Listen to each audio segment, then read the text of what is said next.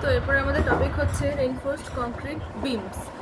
এখানে একটা বিম আছে, এখানে হচ্ছে কংক্রিটের একটা বিম আছে। এই কংক্রিটের বিমের মধ্যে কংক্রিটের ক্ষেত্রে যেটা হয় যে এরা টেনশন ভালো করে নিতে পারে না, হচ্ছে কম্প্রেশনটা খুব ভালো করে নিতে পারে।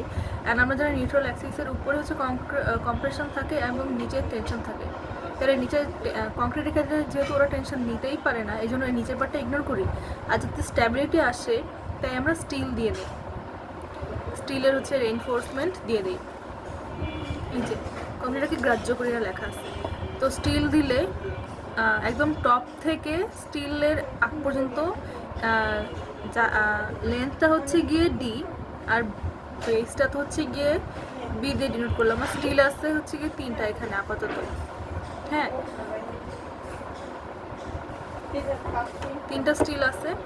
আচ্ছা, এরপর আমরা কি করব, স্টিলের পোর্শনটাকে এইভাবে দেখাবো। স্টিলের পোর্শন এখানে আছে, নিউট্রাল অ্যাক্সিস হচ্ছে এখানে, নিউট্রাল অ্যাক্সিস হচ্ছে এখানে আছে, তাইলে উপর থেকে একদম স্টিল পর্যন্ত আমরা জানি হচ্ছে ডিস্টেন্সটা ডি।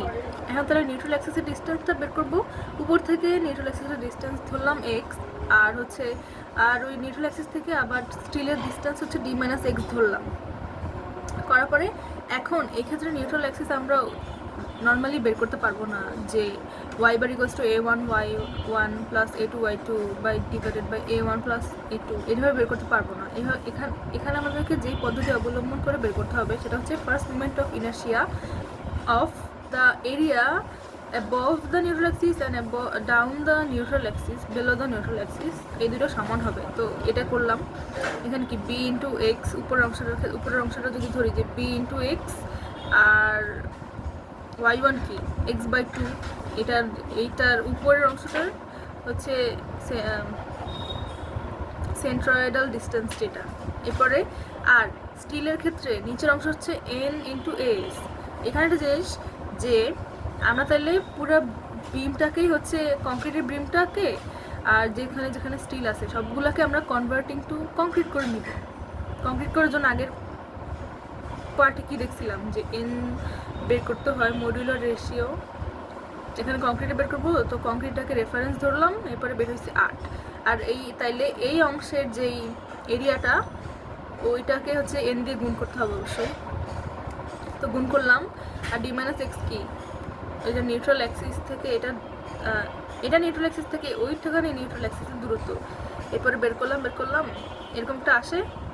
এটা অবশ্যই ক্যালকুলেটারে সলভ করে ফেলবো এখান থেকে আসার পরে। আর ক্যালকুলেটারে সলভ করার সময় দুইটা ভ্যালু আসবে, একটা পজিটিভ একটা নেগেটিভ। অবশ্যই আমরা নেগেটিভটাকে ইগনোর করবো, কারণ লেন্থ কখনো নেগেটিভ হতে পারে না। এরপরে ওই যে নিউট্রাল অ্যাক্সিসটা আমরা নতুনভাবে বের করছি, ওই নিউট্রাল অ্যাক্সিসের সাপেক্ষে কংক্রিটের পোর্শন আর স্টিলের পোর্শনের জন্য মোমেন্ট অফ ইনার্শিয়া বের করবো। মোমেন্ট অফ ইনার্শিয়া কি bh³/12 প্লাস এডি স্কোয়ার, এটা তো ফর কংক্রিট। আর ফর স্টিল এই যে bh³/12 এই অংশটা আমরা হচ্ছে ইগনোর করব, কারণ রেইনফোর্সমেন্ট বা স্টিলের হাইট ইজ ভেরি স্মল, এই জন্য আমরা এটাকে ইগনোর করবো। জাস্ট এই পার্টটা থাকবে, এই পার্টটা এই জিনিসটা দরকার নাই আসলে, আমরা এখান থেকেই মান বের করবো, এটা একটু আমরা করবো না। এরপরে স্ট্রেস ফর কংক্রিট কি বের হবে, নর্মাল তাই mc/i। আর যখন স্টিলের স্ট্রেস বের করতে যাবো তখন আমরা n দিয়ে মাল্টিপ্লাই করে দিব। তখন এইটা তো এই যে stress for concrete and stress for steel যখন বের করবো তখন দেখবো যে এই স্টিলের স্ট্রেসের মানটা অনেক বেশি আসে, কারণ স্টিল অনেক বেশি স্ট্রেস ক্যারি করতে পারে। আচ্ছা, এখন এইখানে হচ্ছে নিউমেরিক্যাল ভ্যালু দিয়ে আসে ম্যাথটা, এখানে সেম কাজ করলাম। ফার্স্টে এইখান থেকে এন বের করলাম, এন কোথায়, ফার্স্টে এন বের করলাম। এরপরে এটার এরিয়া হচ্ছে এন ইন্টু এস। এখানে একটা জিনিস খুব ভালো করে লক্ষ্য করতে হবে, সেটা হচ্ছে যতগুলা স্টিল থাকবে, যতগুলা এই যে গোল গোল গোল গোল দেখা যাচ্ছে, ওইটা সহ মনে করো ডায়ামিটার দেওয়া আছে, তাহলে একটার হচ্ছে পাইয়ার স্কোয়ার, কিন্তু এখানে আছে কটা 1 2 3 4, চারটার এরিয়া কি 4 ইন্টু পাইয়ার স্কোয়ার। এই যে এখানে অবশ্যই 4 ইন্টু পাইয়ার স্কোয়ার দিতে হবে, অবশ্যই। এরপরে রিভাইসড এরিয়া তো এন দিয়ে গুণ হবে আর কি, এটা এন বের করলাম। এরপরে ফার্স্ট মোমেন্ট অফ ইনার্শিয়া নিব নিউট্রাল অ্যাক্সিসের উপরের অংশ, নিউট্রাল অ্যাক্সিসের নিচের অংশের জন্য।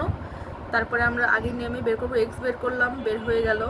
এরপরে আই এর ভ্যালু বের করবো নিউট্রাল অ্যাক্সিসের সাপেক্ষে। এরপর কংক্রিটের জন্য আমরা স্ট্রেস বের করবো, আর স্টিলের জন্য স্ট্রেস বের করবো। অ্যান্ড স্ট্রেস বের করার সময় অবশ্যই আমাদেরকে এন দিয়ে গুণ দিতে হবে, অবশ্যই আমাকে এন দিয়ে গুণ দিতে হবে। এখানে দেই নাই মনে হয়। এই যে আচ্ছা, এই জিনিসটা আমি আবার করছি কারণ ভুল হয়েছিল। এই যে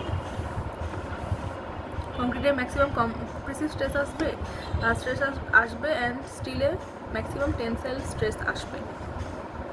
এই তো আসলো।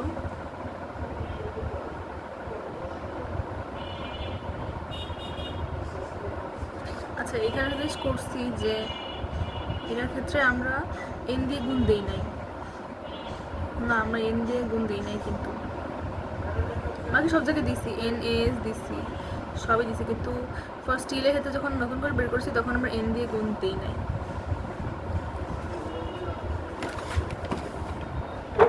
কিন্তু এন দিয়ে তো গুণ হবে, এন দিয়ে তো গুণ হবে, কারণ এটা কনভার্ট করে নিছি না, এন দিয়ে গুণ হবে। এখানে আমি এন দিয়ে গুণ দিই নাই, এটা হচ্ছে মেজর ভুল। এন আচ্ছা, বাকিটা তো সেমই, যে বের করবো আগেরটারই রিভাইসটা আর কি ভার্সন। আচ্ছা, এরপরে এরকম একটা কলাম টাইপের আছে, কলামে 1 2 3 4 5টা হচ্ছে গিয়ে রেইনফোর্সমেন্ট দেওয়া আছে। অ্যান্ড আমাদেরকে দেখো মুভমেন্টের ভ্যালু দিচ্ছে 4 kilo newton metre per 0.3 metre. আর এখানে এক একটা রেইনফোর্সমেন্টের মধ্যে দূরত্ব হচ্ছে 150 মিলিমিটার বা 0.15। মানে কি 1 2 3 তিনটা রেইনফোর্সমেন্টের মধ্যবর্তী দূরত্ব হচ্ছে 0.3 মিটার। তাহলে আমরা এখানে কী করছি জানো? এখানে কী করছি, এই যে ডান পাশের একটা হাফ অবধি এবং বাম পাশের একটা হাফ অবধি হচ্ছে গিয়ে দূরত্বটা নিচ্ছি, যেহেতু সেন্ট্রয়েডাল ডিস্টেন্স দেওয়া আছে। এই যে এইগুলার সেন্ট্রয়েডাল ডিস্টেন্স হচ্ছে 150। তাহলে কি হাফ আসবে, হাফ আসলো। এরপরে তো এখানে তাহলে 1 2 3 এখানে হাফ আর এখানে একটা, মানে কি দুইটা রেইনফোর্সমেন্ট। এরপরে কি আমরা কনভার্ট করব, এন বের করব, এরপরে স্টিলের এরিয়া বের করব, এরপর রিভাইসড এরিয়া বের করব এন দিয়ে গুণ দিয়ে।